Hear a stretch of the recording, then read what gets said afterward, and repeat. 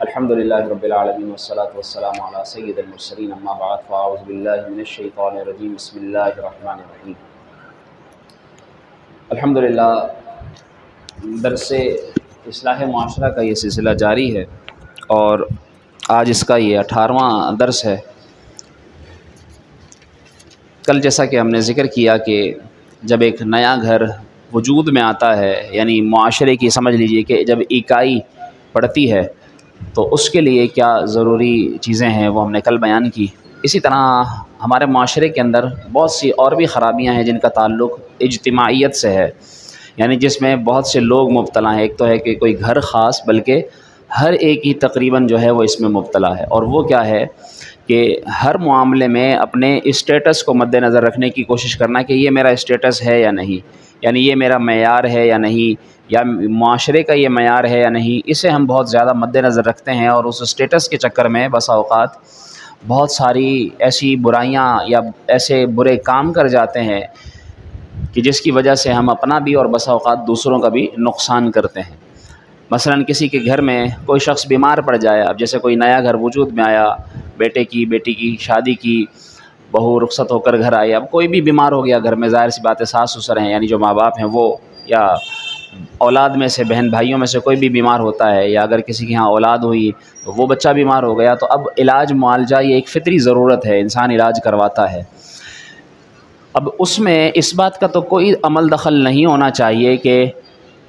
مخصوص طبیب یعنی ڈاکٹر، معالج یا مخصوص ہسپتال، یا اس اعتبار سے بھی یہ دیکھا جائے گا کہ فلاں جو ہے وہ جگہ پر دکھایا جائے، فلاں جگہ پر جو ہے وہ علاج کروایا جائے، اور اس میں بھی یہ دیکھیں گے کہ یہ ہمارے اسٹیٹس کے مطابق ہے یا نہیں، اور اس کی فیس کتنی ہے، یعنی کتنے لوگ اس معاملے میں احساس کمتری یا پھر کمپلیکس کا شکار ہو جاتے ہیں، یعنی تقابل کا کمپیریزن کرتے ہیں وہ لوگ، کہ وہ یہ نہیں دیکھتے کہ ڈاکٹر یا جو طبیب ہے، حکیم ہے، وہ اپنے فن میں کتنا ماہر ہے، بس وہ یہ دیکھتے ہیں کہ اس کا کلینک کس روڈ پر ہے، کس بازار میں ہے، کس علاقے میں ہے، پوش ایریا یا کسی امیر علاقے میں واقع کلینک، اور اس میں کام کرنے والے ڈاکٹروں کو مسیحا سمجھا جاتا ہے، یعنی وہاں فلاں اسپتال تو جی وہاں کے ڈاکٹر اچھے ہوں گے۔ اگرچہ اچھے ہسپتالوں میں اچھے ڈاکٹرز بھی ہوتے ہیں، لیکن یاد رکھیے کہ اس سلسلے میں بھی ہمارے معاشرے میں اب یہ ٹرینڈ یہ بن چکا ہے، یعنی ہم نے دیکھا ہے، آپ بھی ایسے لوگوں کو دیکھتے ہوں گے کہ وہ جو ہے کسی ہسپتال میں اگر اپنے مریض کا علاج کروائیں گے تو یہ بتانے میں بھی وہ فخر محسوس کریں گے کہ جی فلاں ہسپتال میں جی ماں بدولت کے رشتہ دار زیر علاج ہیں، وہاں علاج کروا رہے ہیں۔ اگر کسی چھوٹے اسپتال کا، کسی چھوٹے کلینک کا، کسی غیر معروف ڈاکٹر کا نام لیں گے تو اس میں بتانے میں بھی جو ہے وہ اپنی حد تک محسوس کرتے ہیں کہ یہ کیا سمجھیں گے کہ یہ جو ہے وہ علاج بھی کسی ایسے چھوٹے ڈاکٹر سے کروا رہے ہیں، اور معمولی سی تکلیف پر بسا اوقات بھاری رقم خرچ کی جاتی ہے۔ بعض لوگوں کا پھر علاج کروانے کے بعد اگر پیسہ زیادہ خرچ ہو جائے، ہزاروں روپے لگ جائیں، لاکھوں روپے لگ جائیں، تو وہ یہ بتانے کے لیے بھی بے چین رہتے ہیں کہ جی اس علاج پر ہمارے اتنے خرچ ہو گئے ہیں، اتنا پیسہ ہمارا لگ گیا ہے، اتنا پیسہ ہم نے لگا دیا ہے۔ جس طرح لوگ گھر بناتے ہیں تو گھر بنانے میں بتانے کے لیے بے چین رہتے ہیں کسی کو کہ جی ہم نے اتنا پیسہ اس گھر پر لگایا ہے۔ ایسے ہی کسی کو دل کا مرض لاحق ہو گیا تو سارے گھر والے رشتہ داروں کو یہ بتاتے ہوئے فخر محسوس کرتے ہیں کہ فلاں صاحب جو ہے فلاں کارڈیو میں فلاں جگہ ایڈمٹ ہے۔ کسی عزیز کا انتقال ہو جائے تو پھر فوری مسئلہ اس کی تجہیز و تکفین کا نہیں، بلکہ یہ مسئلہ کھڑا ہوتا ہے کہ کون سے مشہور قبرستان میں اس کی قبر حاصل کی جائے، کس جگہ اس کو دفنایا جائے، خوبصورت سی میت گاڑی کا انتظام کیا جائے، ایمبولینس بھی منگوائیں تو اچھی والی کہ جس کا جو ہے وہ اچھا لک ہو، جس کا اچھا سائرن ہو۔ یہاں تک لوگ جو ہے وہ اس طرح اس خرابی میں بھی پڑے ہوئے نظر آتے ہیں، یعنی لوگوں کو دکھانے کا لوگوں کے اندر ایک ایسا بھوت سوار ہے، حتیٰ کہ کفن باکس کی بھی ضرورت ہو، یعنی میں یہاں کی بات نہیں کرتا، یہ جنرل دنیا میں یہ ہو رہا ہے، اور لوگ جو ہے وہ اب اس دکھاوے کی طرف، آپ دیکھیے نا کہ لوگ اب تو جو ہے وہ گھر میں کھانا بھی کھائیں گے، کسی جگہ دعوت پر بھی جائیں گے تو اس کی بھی تصویر جو ہے وہ اپنے رشتہ داروں کو بھیجیں گے، اسٹیٹس پر لگائیں گے کہ جی دیکھیں ہم نے یہ کیا ہے۔ یعنی یہ جو دکھانے کا ایک معاملہ ہے، اس کی وجہ سے لوگ بہت زیادہ مصیبت میں پڑے ہوئے ہیں۔ بسا اوقات کفن باکس یعنی جس میں اس کو تابوت میں اگر اس کو ڈالا جائے تو عمدہ قسم کی لکڑی کا کفن باکس یعنی تابوت خریدیں گے، ٹھیک ہے، تازہ پھولوں سے جو ہے وہ قبر کو خوشنما بنانے کا، باقاعدہ جو ہے وہ اب قبروں کو پھولوں سے سجانے کے، یقین جانیے کہ سوشل میڈیا پر اس طرح کے منظر نظر آئے کہ باقاعدہ اگر کسی نے اپنے یہ جو پچھلی شب برات گزری اس پر ایسا ہوا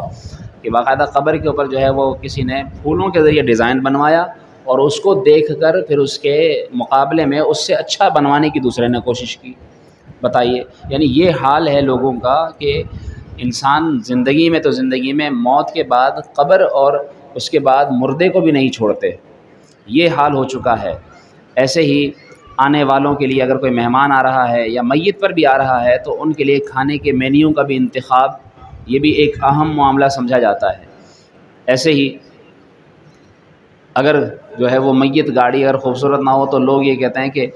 جو ہے وہ 4 پیسے خرچ کر لیتے، پھولوں کی من بھر پتیاں اور گلاب کے پھول کی چادریں نہ ڈالی گئیں تو یہ سمجھتے ہیں کہ اس مرنے والے سے محبت کا اظہار نہیں ہوگا۔ اور پھر یہ مسئلہ زیادہ الگ رہتا ہے کہ لوگ کیا باتیں بنائیں گے کہ انہوں نے تو پھول بھی نہیں ڈالے، انہوں نے تو یہ بھی اہتمام نہیں کیا۔ یہ ساری چیزیں دکھاوے کے لیے اور معاشرے کو مطمئن کرنے کے لیے ہو رہی ہیں۔ اور بسا اوقات کسی غریب گھر کے اندر انتقال ہو جائے تو ان کے اندر تو اتنی وسعت نہیں ہوتی کہ وہ قبر بھی خرید لیں، اور وہ جو ہے وہ بیچارے قرض لے کر کسی طرح لے دے کر کسی طرح قبر کا انتظام کرتے ہیں۔ اس کے بعد میت کے لوازمات، پھر کھانے کا اہتمام، اور کھانا بھی ایسا جیسے ولیمے پر کھانا بنایا جاتا ہے، وہ جو ہے رشتہ داروں کو، آنے والوں کو کھانا کھلایا جاتا ہے۔ اسی طریقے سے ہمارے ہاں اس میں بھی آپ دیکھیے کہ لوگ بڑی خرابی میں مبتلا ہیں کہ اگر جو ہے وہ کسی جگہ سے سامان بھی خریدنا ہوگا تو سامان خریدنے کے لیے بھی بڑی دکان کا انتخاب کریں گے، فلاں مارٹ سے، تو فلاں جو ہے وہ شاپنگ سینٹر سے، تو فلاں ہال سے، وہاں جا کر جو ہے وہ فلاں روڈ سے، یعنی میں کسی کا نام نہیں ذکر کر رہا، لیکن یہ اس طرح مختلف جگہوں کا انتخاب کیا جاتا ہے کہ یہ وہاں سے خریداری ہوگی۔ حالانکہ ہمیں یہ سوچنا چاہیے کہ جو جتنی بڑی دکان ہوتی ہے اس پر پیسے بھی اتنے ہی زیادہ ہوتے ہیں، یعنی ظاہر سی بات ہے کہ جتنا بڑا ریسٹورنٹ ہوگا وہاں جب کھانا کھانے جائیں گے تو وہ اس حساب سے ریسٹورنٹ کے پیسے بھی چارج کرے گا۔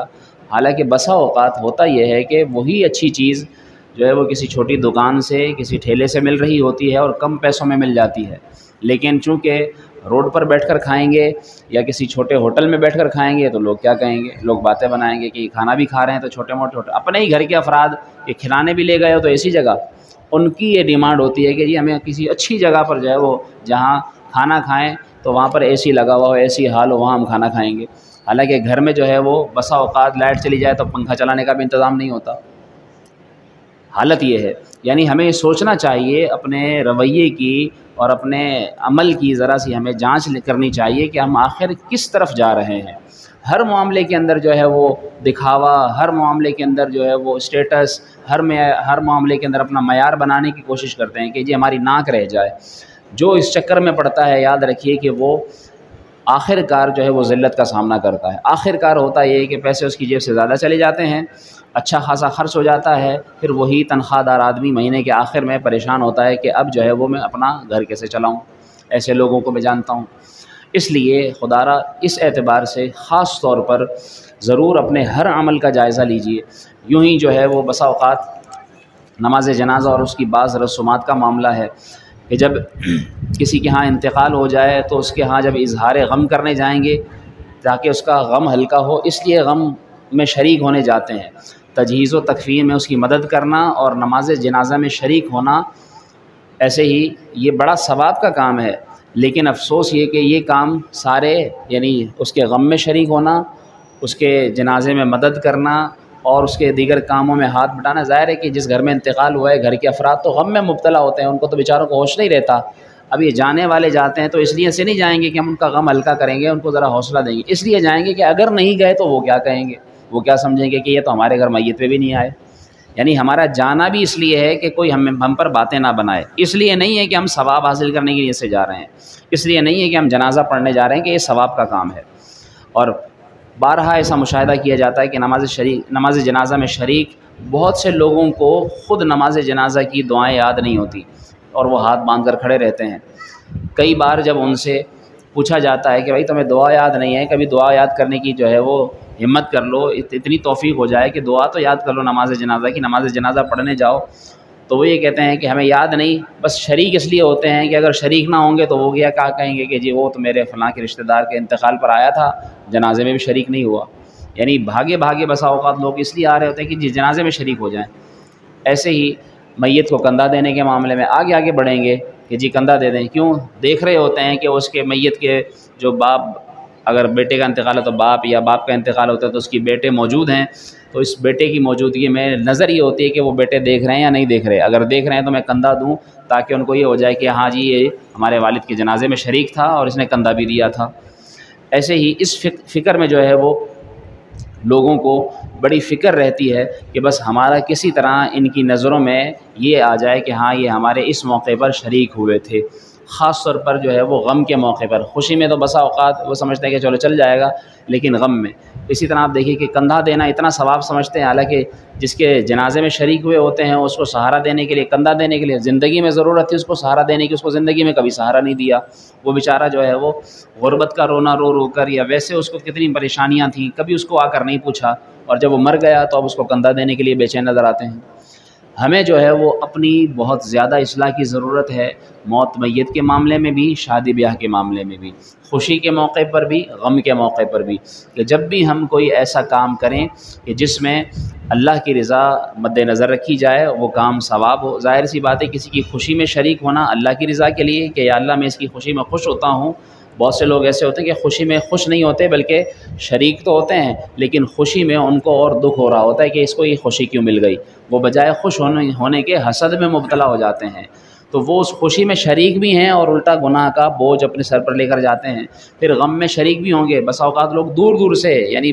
شہر سے باہر سے لوگ آئیں گے، بعض اوقات ملک سے باہر سے بھی آئیں گے، لوگ آئیں گے لیکن اس لیے کہ یہ لوگ یہ نہ کہیں کہ یہ آیا نہیں، اس لیے نہیں کہ یا اللہ میں تیری رضا کے لیے شریک ہو رہا ہوں۔ ایک مسلمان کی دل جوئی کی نیت سے کہ فلاں کے گھر میں کوئی انتقال ہوا ہے، اس کے گھر میں کوئی غمی ہے، تو اس کے غم میں شریک ہونے کے لیے، اس کو حوصلہ دینے کے لیے، اس کا غم ہلکا ہو جائے تاکہ، اور اس کے نماز جنازہ میں شرکت کروں، اس کی تدفین میں شرکت کروں۔ یہ اتنے سارے کام ثواب کے چھوڑ کر، بھول کر، اور وہ صرف اس لیے آ جاتا ہے کہ یہ لوگ یہ نہ کہیں کہ یہ آیا نہیں تھا۔ بس کل کو جو ہے وہ میرے ہاں بھی اگر یہ مصیبت آئے گی تو یہ بھی نہیں آئیں گے، اور یہ کہیں گے کہ وہ نہیں آیا تھا تو میں بھی نہیں جاؤں گا۔ اور ایسا بھی کرتے ہیں لوگ کہ جی وہ ہمارے انتقال میں نہیں آیا تھا تو ہم بھی نہیں جائیں گے، یعنی آنے جانے میں بھی مقابلہ کیا جاتا ہے کہ وہ کرے گا تو میں کروں گا، وہ نہیں کرے گا تو میں بھی نہیں کروں گا۔ حالانکہ مسلمان کے ساتھ تو اللہ رب العالمین کے رسول صلی اللہ علیہ وآلہ وسلم نے اس طرح حسن سلوک کا حکم دیا ہے کہ مسلمان پر 6 حق بیان فرمائے ہیں کہ مسلمان سلام بھی کرے، وہ جانتا بھی نہ ہو تب بھی سلام بھی کرے تو سلام کا جواب دے۔